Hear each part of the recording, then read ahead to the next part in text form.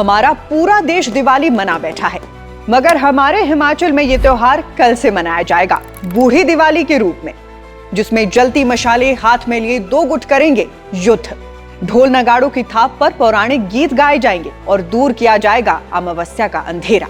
इसलिए हिमाचलियत के इस अंक में बात इसी बूढ़ी दिवाली की होगी, जो कुल्लू, सिरमौर, शिमला, मंडी और लाहौल स्पीति में 19 तारीख से 23 तारीख तक मनाई जानी है। कहते हैं जब भगवान राम लंका विजय के बाद अयोध्या लौटे तब मैदानों में तो दिवाली उसी रात मनाई गई, लेकिन पहाड़ों तक खबर देर से पहुंची।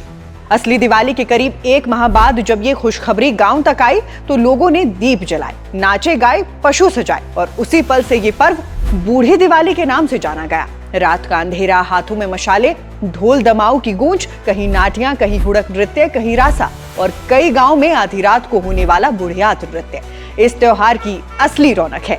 लेकिन इस पर्व से जुड़ी कहानी सिर्फ यही एक नहीं है, बल्कि कुल्लू के निर्मंड क्षेत्र में मान्यता है कि पौराणिक काल में एक दैत्य ने सर्प का रूप धरकर लोगों पर हमला किया था और उस आतंक को खत्म करने के लिए परशुराम ने अपने परशु से उसका वध किया। उस जीत की खुशी में भी बूढ़ी दिवाली मनाई जाती है, इसलिए यहाँ आज भी इस दिन को विजय उत्सव की तरह मनाया जाता है। वहीं कई जगहों पर ये परंपरा बिल्कुल अलग है, जहाँ गाँव के लोग 2 दलों में बढ़ते हैं और कौरव पांडव के रूप में रस्साकशी होती है। मूंजी की घास से एक विशाल रस्सा बनाया जाता है और फिर असली जोर आजमाइश शुरू होती है। सिरमौर और शिमला में इस त्योहार को एक और रंग मिलता है। कहते हैं 14 साल बाद जब माँ सीता अयोध्या लौटी तो गांव की बूढ़ी महिलाओं ने बहू बनकर आई सीता का स्वागत किया और अगले महीने बहुओं ने उन्हीं बूढ़ी महिलाओं की वैसे ही आरती उतारी। इसी परंपरा को आज भी सम्मान और प्रेम के प्रतीक के रूप में निभाया जाता है।